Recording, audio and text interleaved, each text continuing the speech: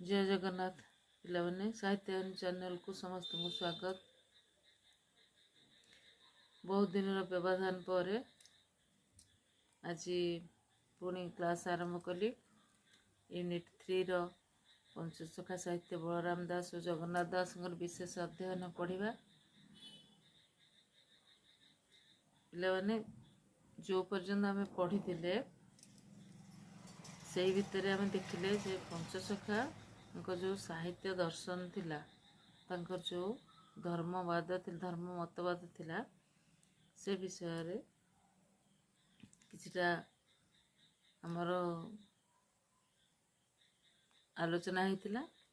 बर्तमान आम पढ़ा पंचसखा विषय। मुझे गोटे कमेंट देखुली, जड़े देइचंदी कमेंट रे जे मैडम 2 3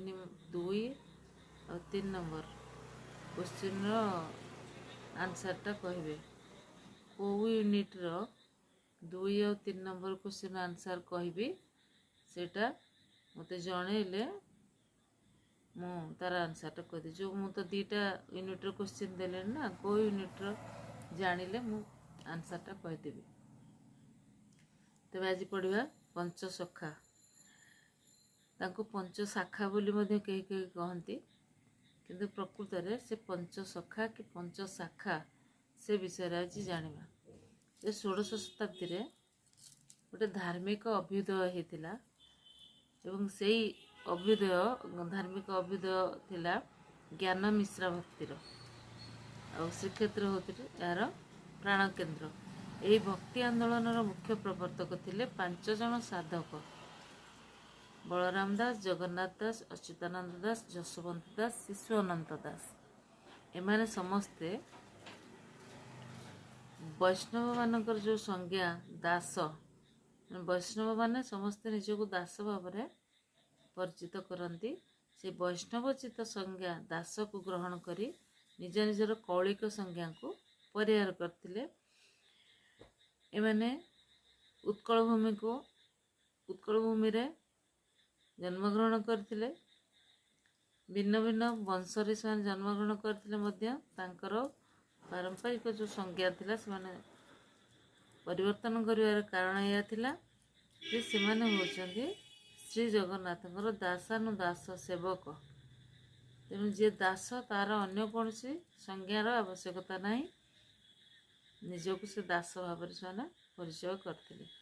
यही समय श्री चैतन्य देवंकर आगमन होता उत्कल भूमि को। उत्कल रे पंचसखा साधक सहित साक्षात है। से एमान को पंचसखा रूप में ग्रहण कले। 5 जन सहित देखा, 5 जन सहित संपर्क बढ़ला। तेणु चैतन्य देवंकर एमाने हेले 5 जन सखा बंधु बा सांग। अच्युतानंद दास जो शून्य संहिता, गुरुभक्ति गीता, उदय कहानी, दशपटल मालिका, जशवंत दास शिष्य सुदर्शन दास 84 आज्ञा, ये जो ग्रंथ गुड़िक रही से पंचसखा विषय वर्णना कराई। श्री चैतन्य एम पंच आत्मा भाव ग्रहण करते, पंच प्राण भाव ग्रहण करते। भिन्न भिन्न जुगरे पंचसखा भिन्न भिन्न रूप में जन्म लाभ करथिले बोली भगवान को जन्म ही भगवान सहित लीला खेला करथिबा वर्णना होती विभिन्न प्रकार रचना रे। अनंत जुग पर आसे सत्य जुग। यही जुगरे माने निरंजनकर पंचसखा सेतेबेले माने मार्कंड, कृपाजल, गार्गव, स्वयंभू और नारद नाम परिचित थिले। सत्य जुग पर आसी त्रेता जुग। त्रेता जुगरे माने भगवान विष्णु रामचंद्र रूप अवतार ग्रहण करथिले। राम अवतार रे माने हेतिले कोन ना नल, नील, सुषेण, जाम्बवान, हनुमान। द्वापर जुगर सेमती भगवान विष्णु श्री कृष्णचंद्र अवतार ग्रहण करथिले। एवं से जुगरे माने जो पंचसखा थिले से पंचसखा थिले किए ना सुबल, सुदाम, सुबाहु, श्रीदाम और श्रीवत्स। ये 5 जन थिले। द्वापर जुगरे द्वापर पर आसला कलिजुग। कलिजुग भगवान विष्णु चैतन्य देव रूपे अवतार ग्रहण कले और तांकर 5 जन सखा हेले अच्युत अनंत जशवंत जगन्नाथ बलराम एमाने। तेणु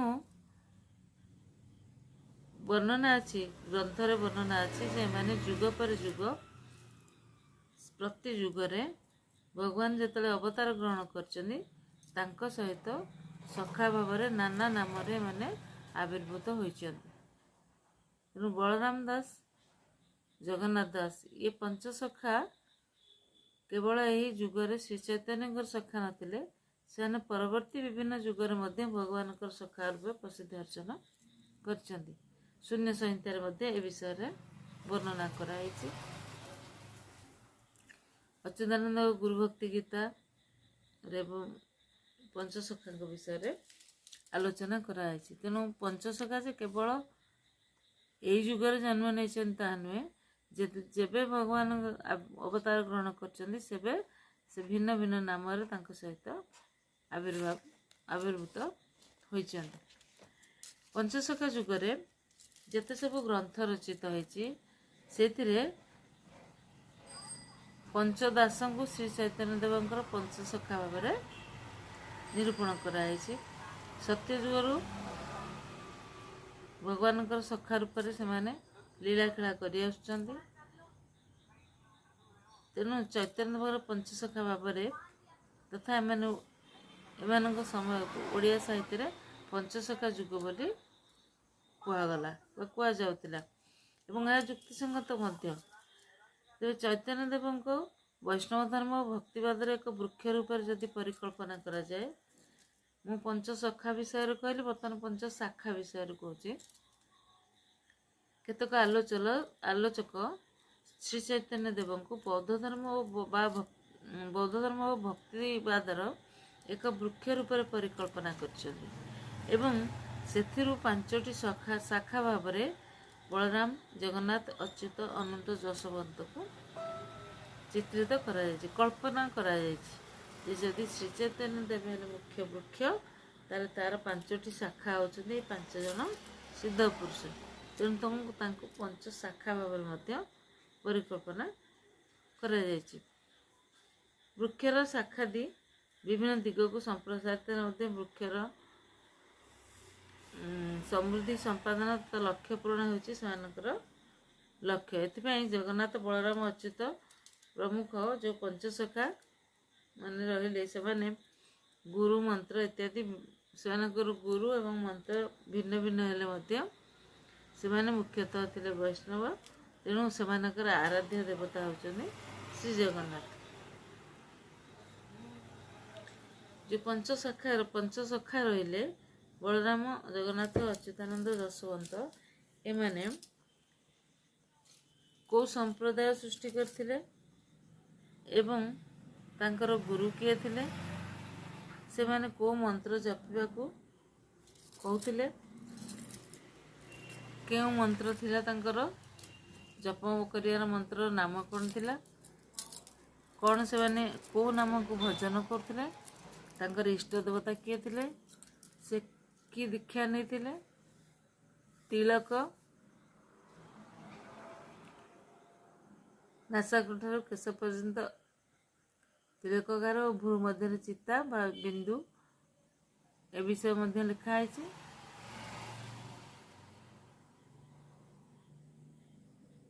तापरे कौन जोग से करुले आर पीठ पड़ता यही भाव में 5 जन जाक जो अच्छा पंचसखा अच्छा पंचसखांकर संपूर्ण तथ्य ये दे दिखाई पिला माने तुम मानकर निहाती दरकार हम विभिन्न प्रकार एंट्रांस रे तेणु तुम या पढ़ी नब एथिरे किसी पढ़ेबार नहीं पूरा संपूर्ण दे दिखाई सब से माने कौन कौन चाहते कौन कौन कर देखी नब। बर्तमान आम आसवा बलराम दास उपर को जोटा कि पाठ्यांश अंतर्गत बलराम दास होती वयोज्येष्ठ पंचसखा भितर ओडिया भाषा महाभारत रचना करथिले उत्कल व्यास रूप ख्याति लाभ करथिले किए ना आदिकवि सारला दास। से ଯେଉଁ ଭାବରେ ସମ୍ମାନିତ ହୋଇଛନ୍ତି ତଦନୁରୂପ ଭକ୍ତ କବି ବଳରାମ ଦାସ ପ୍ରଥମ କରି ଓଡ଼ିଆ ଭାଷାରେ ରାମାୟଣ ରଚନା କରି ମଧ୍ୟ ଉତ୍କଳ ବାଲ୍ମୀକି ଭାବରେ ପରିଚୟ ପାଇଛନ୍ତି। ତେଣୁ ଉତ୍କଳର କୃପାସିଦ୍ଧ ଏବଂ ଶୂଦ୍ରମୁନି ଭାବରେ ମଧ୍ୟ ସେମାନେ ପରିଚିତ ହୋଇଛନ୍ତି।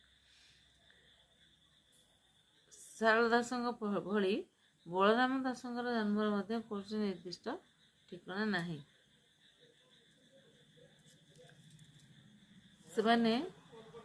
ସେମାନଙ୍କର ଜନ୍ମକାଳ ମଧ୍ୟ ସଠିକ ଭାବରେ ନିର୍ଣ୍ଣିତ ହୋଇପାରିନାହିଁ। କିନ୍ତୁ ଏତିକି ଯେ ଗଜପତି ପ୍ରତାପ ରୁଦ୍ରଦେବ ଯେତେବେଳେ ଶାସନ କରୁଥିଲେ ସେତେବେଳେ ଷୋଡ଼ଶ ଶତାବ୍ଦୀ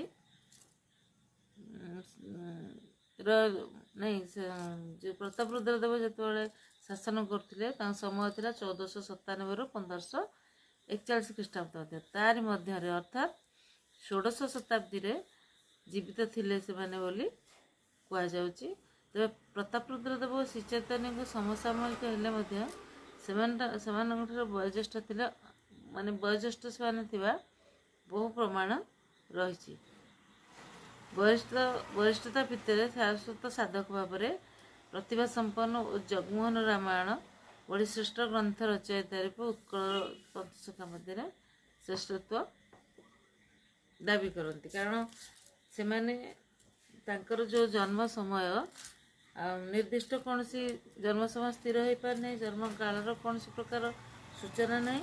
ତେଣୁ ଏମିତି ପ୍ରତାପ ରୁଦ୍ରଦେବଙ୍କର ସମସାମୟିକ ଭାବରେ ତାଙ୍କୁ ତୁଳନା କଲେ କିଛି ଗୋଟେ ସମୟର ସୂଚନା ମିଳୁଛି। ତେବେ କବି ଜଗମୋହନ ରାମାୟଣରେ ନିଜର କୌଣସି ଜନ୍ମ ବା ବଂଶ ପରିଚୟ ଏତେ ବେଶୀ ଦେଇନାହାନ୍ତି, ଅଳ୍ପ ଦେଇଛନ୍ତି। ଯେମିତିକି ମହାମନ୍ତ୍ରୀ ବର ସୋମନାଥ ମହାପାତ୍ର ବଳରାମ ଦାସ ମୁଞ୍ଜେ ତାଙ୍କର ପୁତ୍ର। ଏମିତି କିଛି କିଛି ସୂଚନା ତାଙ୍କ ପୁସ୍ତକ ଭିତରେ ରହିଛି ଯେଉଁଟାକି ସବିଶେଷ ତଥ୍ୟ ଜଣାପଡ଼ୁନାହିଁ। କିନ୍ତୁ ଏତିକି ଜଣାପଡ଼ିଲା ଯେ ସେ ହେଉଛନ୍ତି ସୋମନାଥ ମହାପାତ୍ରଙ୍କର ପୁଅ।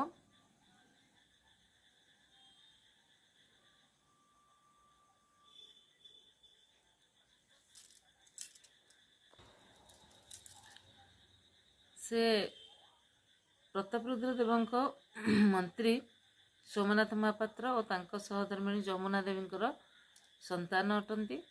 ତାଙ୍କର ଅନ୍ୟତମ ନାମ ହେଉଛି ଅନିରୁଦ୍ଧ। ବୈଷ୍ଣବ କବି ନନ୍ଦ ଦାସ ଏବଂ ଦ୍ୱାରକ ଦାସଙ୍କ ପରବର୍ତ୍ତୀ ସମୟରେ କବିଙ୍କୁ ଅନିରୁଦ୍ଧଙ୍କ ଅବତାର ଭାବରେ ବର୍ଣ୍ଣନା କରାଯାଇଛି। ତେଣୁ କବିଙ୍କ ଯେଉଁ ମାତାଙ୍କ ନାମ ଯମୁନା ଦେବୀ ଥିଲା, ଅନ୍ୟ କେତେକ ଆଲୋଚକ ମଧ୍ୟ କହନ୍ତି ଯେ ତାଙ୍କର ନାମ ଯମୁନା ଦେବୀ ନୁହେଁ, ତାଙ୍କ ନାଁ ହେଉଛି ଜମ୍ବୁ ଦେବୀ, ମାୟା ଦେବୀ ବା ମହାମାୟା। ଏମିତି ଉଦୟ କାହାଣୀ ଅଚ୍ୟୁତାନନ୍ଦଙ୍କର ଯେଉଁ ରଚନା ହେଇଛି ଅଚ୍ୟୁତାନନ୍ଦଙ୍କ ଦ୍ୱାରା, ସେଥିରେ ମଧ୍ୟ ବଳରାମ ଦାସଙ୍କର ଜନ୍ମ ସମୟର କିଛି ସୂଚନା ମିଳେ, ଯେଉଁଟାକି 1484 ଖ୍ରୀଷ୍ଟାବ୍ଦ ବୋଲି କହିଛନ୍ତି। ଆତବଲ ମହାନ୍ତି ବଟ ଅବକାଶର ମୁଖବନ୍ଧରେ କବିଙ୍କର ଜନ୍ମ 1475 ଖ୍ରୀଷ୍ଟାବ୍ଦ ବୋଲି ମଧ୍ୟ ପ୍ରତିପାଦନ କରିଛନ୍ତି। ହଣ୍ଟର ସାହେବଙ୍କ ଇତିହାସ ଗ୍ରନ୍ଥ ସମ୍ପାଦନ ପାଦଟିକାରେ ଉଲ୍ଲେଖ ଅଛି କି କବି ପଞ୍ଚଦଶ ଶତାବ୍ଦୀର ଶେଷ ଭାଗ ଓ 16ଶ ଶତାବ୍ଦୀର ଆଦ୍ୟ ଭାଗରେ ଜୀବିତ ଥିଲେ। ତାଙ୍କ ପିତାଙ୍କ ନାମ ଥିଲା ସୋମନାଥ ମହାପାତ୍ର ଏବଂ ମାତାଙ୍କ ନାମ ହେଉଛି ମନୋମାୟା। ଆଉ ମନମୋହନ ଚକ୍ରବର୍ତ୍ତୀ, ଆଲୋଚକ ମନମୋହନ ଚକ୍ରବର୍ତ୍ତୀ, ସେ ବଳରାମ ଦାସଙ୍କ ରଚନା ଗୁଡ଼ିକ ସମ୍ପର୍କରେ ଯେଉଁ ଆଲୋଚନା କରିଛନ୍ତି ସେ ବିଷୟରେ ଜଣାଇଲେ ଏବଂ ତା ସହିତ ତାଙ୍କୁ ସେ 1757 ମସିହାର ପୂର୍ବବର୍ତ୍ତୀ ବୋଲି ମଧ୍ୟ ପ୍ରକାଶ କଲେ। କୌଣସି ପରିଚୟ ସେମିତି ଦିଆହେଇନି, କିନ୍ତୁ ଖାଲି ଏତିକି ଦେଇଛନ୍ତି ସେ ହେଉଛନ୍ତି 1757 ମସିହାର ପୂର୍ବବର୍ତ୍ତୀ ବୋଲି। ମନ୍ତ୍ରୀ ପୁତ୍ର ହୋଇଥିବା କାରଣରୁ ବଳରାମ ଦାସ ଉପଯୁକ୍ତ ଶିକ୍ଷା ପାଇବାର ସୁଯୋଗ ପାଇଥିଲେ। ତତ୍କାଳୀନ ଶିକ୍ଷିତ ବର୍ଗର ଲୋକମାନେ ବେଦ ବେଦାନ୍ତ, ଗୀତା, ଭାଗବତ ଆଦିକୁ ପାଠ କରୁଥିଲେ। ଯେଉଁ କବିଙ୍କର ଯେତେ ସବୁ ରଚନାବଳୀ ଥିଲା, ସେ ରଚନାବଳୀରୁ ତାଙ୍କର ଶାସ୍ତ୍ର ଜ୍ଞାନର ପରିଚୟ ଜଣାପଡ଼େ। ତାପରେ ଏଇ ଯେଉଁ ଶାସ୍ତ୍ର ସେ ପଢ଼ିକିରି ବେଦ, ଗୀତା, ଭାଗବତ ଏସବୁ ପାଠ କରିକି ଯେଉଁ ପାଣ୍ଡିତ୍ୟ ଲାଭ କରିଥିଲେ, ଜାତିରେ ଶୂଦ୍ର ଅର୍ଥାତ୍ ବ୍ରାହ୍ମଣେତର ଜାତି ଥିବାରୁ ନିଜକୁ ଶୂଦ୍ରମୁନି ଭାବରେ ମଧ୍ୟ ଅଭିହିତ କରିଥିଲେ। ମହାପ୍ରଭୁ ଶ୍ରୀ ଜଗନ୍ନାଥଙ୍କର ପରମ ଭକ୍ତ ଥିଲେ ସାଧକ ବଳରାମ ଦାସ। ପୁଣି ସେ ଥିଲେ ଯୋଗସିଦ୍ଧ। ଏହି ହେତୁ ପଞ୍ଚସଖାର ଅନ୍ୟ ଚାରି ସଖା ତାଙ୍କୁ ଯଥୋଚିତ ମଧ୍ୟ ସମ୍ମାନ ପ୍ରଦର୍ଶନ କରୁଥିଲେ। କବିଙ୍କ ଭକ୍ତିମତାର ବହୁତ ପ୍ରମାଣ ରହିଛି। ସେ ତାଙ୍କ ଭକ୍ତି କେତେ ଗାଢ଼, ସେ ଭକ୍ତି ଦ୍ୱାରା କ'ଣ କରିପାରିଥିଲେ ତାର ବହୁତ ଉଦାହରଣ ରହିଛି। ଜନ୍ମରୁ ଶ୍ରୁତିଶକ୍ତିହୀନ, ବାକ୍ଶକ୍ତିହୀନ। ଶ୍ରୁତିଶକ୍ତିହୀନ ମାନେ ବଧିର, ବାକ୍ଶକ୍ତିହୀନ ମାନେ ମୂକ, ବାଚାଳ ତଥା ମୂର୍ଖ।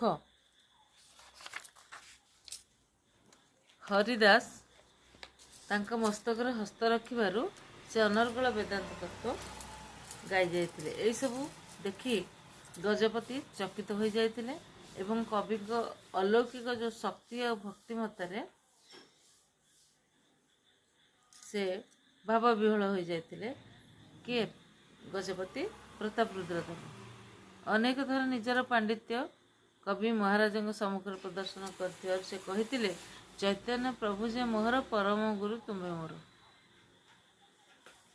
କାରଣ ବାରମ୍ବାର ତାଙ୍କୁ ମହାରାଜାଙ୍କ ସମ୍ମୁଖରେ ତାଙ୍କର ଭକ୍ତିର ଦେବାକୁ ପଡ଼ିଥିଲା, ପରୀକ୍ଷା ଦେବାକୁ ପଡ଼ିଥିଲା। ଜଗନ୍ନାଥ ପ୍ରଭୁ ଶ୍ରୀ ଜଗନ୍ନାଥ ଏତେ ବଡ଼ ଭକ୍ତ ଥିଲେ ଯେ ସେ ଏକତା ନିଜ ଭକ୍ତିର ଡୋରିରେ ରଥକୁ ଅଟକାଇ ଦେଇଥିଲେ। ବଳରାମ ଦାସକୁ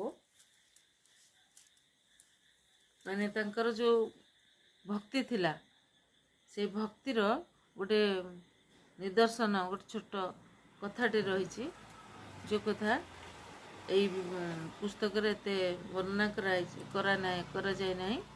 ବର୍ତ୍ତମାନ ମୁଁ ତାକୁ ସଂକ୍ଷେପରେ କହିଦେଉଛି ଯେ ଜଗନ୍ନାଥଙ୍କର ଏତେ ବଡ଼ ଭକ୍ତ ଥିଲେ ବଳରାମ ଦାସ, ଯେଉଁଥିପାଇଁ କି ସେ ଜଗନ୍ନାଥଙ୍କୁ ରଥ ଉପରୁ ତାଙ୍କ ଭକ୍ତି ବଳରେ ନେଇ ଆସିଥିଲେ। କେଉଁଠିକି ନା ସମୁଦ୍ର ବାଲିରେ ଯେଉଁ ସେ ବାଲିରଥ ତିଆରି କରିଥିଲେ, ସେଇ ବାଲିରଥକୁ ତାଙ୍କୁ ନେଇ ଆସିଥିଲେ।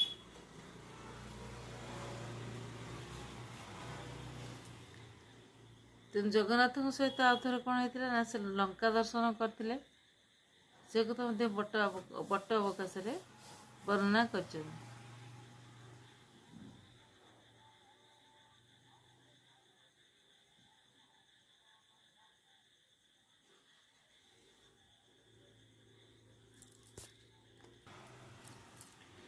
ତେବେ 1510 ଖ୍ରୀଷ୍ଟାବ୍ଦରେ ଯେତେବେଳେ ଚୈତନ୍ୟ ଓଡ଼ିଶାକୁ ଆସିଲେ, ତା ପୂର୍ବରୁ ବଳରାମ ଦାସ ପୁରୀରେ ଅବସ୍ଥାନ କରୁଥିଲା।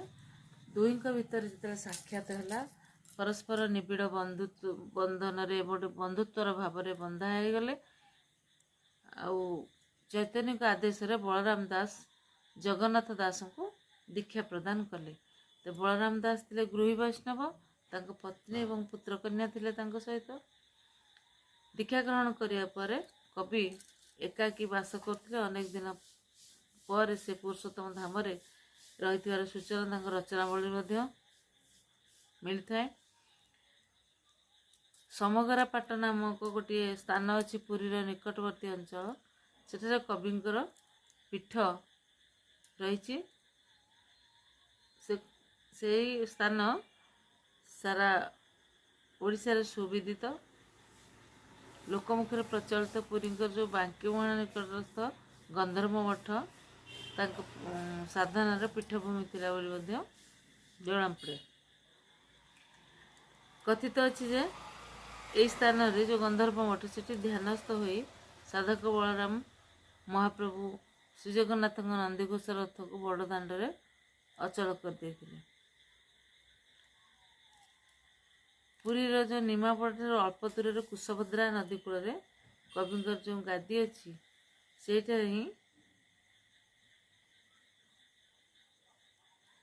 ସେଠାରେ ତାଙ୍କର ସେଠି ସେ ଧ୍ୟାନସ୍ଥ ହେଇଥିଲେ। ଆଉ କୁଶଭଦ୍ରା ନଦୀ କୂଳରେ ଯେଉଁ ଗାଦି ରହିଛି, ସେଠି ସେ ଶରୀର ତ୍ୟାଗ କରିଥିଲେ ଏବଂ ସେଠାରେ ତାଙ୍କର ମଧ୍ୟ ସମାଧି ରହିଛି।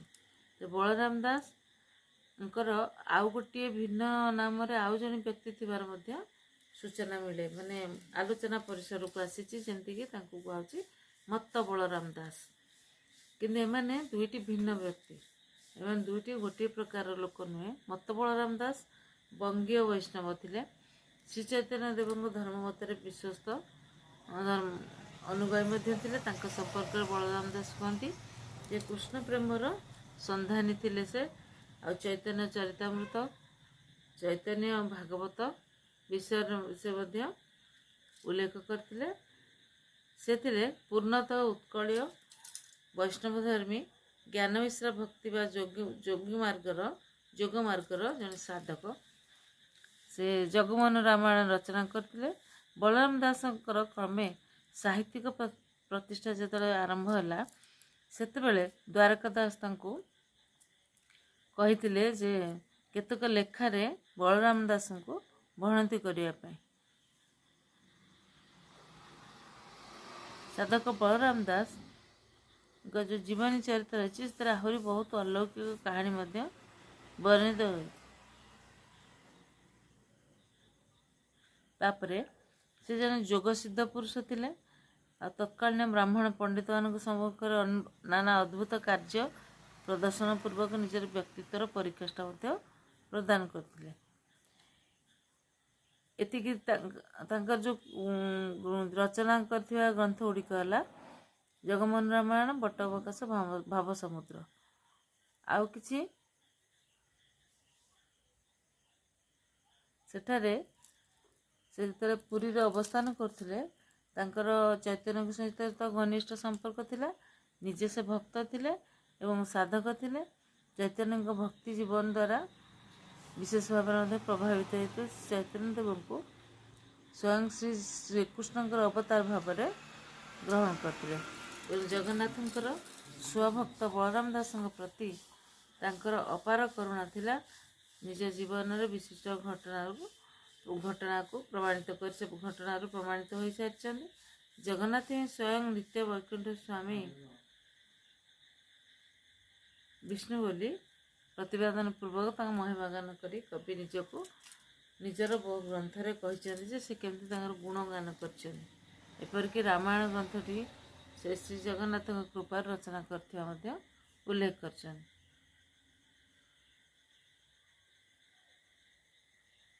ପିଲାମାନେ ଆଜି ପାଇଁ ଏତିକିରେ କ୍ଲାସ୍ଟି ଥାଉ। କାଲି ଆମେ ଯେତେବେଳେ ଅନ୍ୟ କ୍ଲାସ୍ ଆଗକୁ ଯିବା ସେତେବେଳେ ଦେଖିବା ବଳରାମ ଦାସଙ୍କର ରଚନା ସମ୍ଭାର। ଆଉ ବହୁତ ଦିନ ବ୍ୟବଧାନ ପରେ ତୁମର ଆଜି ଏ ଭିଡ଼ିଓଟି ମୁଁ କରିଛି। ଆଶା କରୁଛି ସମସ୍ତେ ଏହାକୁ ଦେଖିବ ଏବଂ ପରୀକ୍ଷା ପାଇଁ ପ୍ରସ୍ତୁତ ହେବ। ପିଲାମାନେ ବର୍ତ୍ତମାନ ସେକେଣ୍ଡ ଇୟର 4th ସେମିଷ୍ଟରର ଅଲରେଡ଼ି ପରୀକ୍ଷା ହେବ। ଡେଟ୍ ସିନା ଫିକ୍ସ ହେଇନି କିନ୍ତୁ ନିହାତି ହେଇଯିବ। ତେଣୁ ତାଙ୍କର ପରୀକ୍ଷା ପରେ ତୁମମାନଙ୍କ ପରୀକ୍ଷାଟା ନିହାତି ହେବ। ତେଣୁ ଯାହା ପଢ଼ା ହେଉଛି ମନ ଦେଇକି ପଢ଼ ଆଉ ନୋଟ୍ସ ବନାଅ। ତାପରେ ଯାହା ଡାଉଟ୍ ରହୁଛି ମୋତେ କମେଣ୍ଟରେ ଜଣାଇବ। କମେଣ୍ଟରେ ଜଣାଇଲେ ମୁଁ ତୁମ ଡାଉଟ୍ କ୍ଲିୟର୍ କରିବା ପାଇଁ ଚେଷ୍ଟା କରିବି। ବର୍ତ୍ତମାନ ସେସନ୍ ତ ଆରମ୍ଭ ହୋଇଯାଇଛି। ତୁମେମାନେ ଏ ଯେଉଁ ଲିଙ୍କଟା ଅଛି ଯେଉଁଥିରେ ତୁମେ କ୍ଲାସ୍ ଦେଖୁଛ କରୁଛ, ସେ ଲିଙ୍କକୁ ଅନ୍ୟ ପିଲାମାନଙ୍କୁ ଟିକେ ସେୟାର କରିବ, ଲାଇକ୍ କମେଣ୍ଟ କରିବ। ରହିଲା।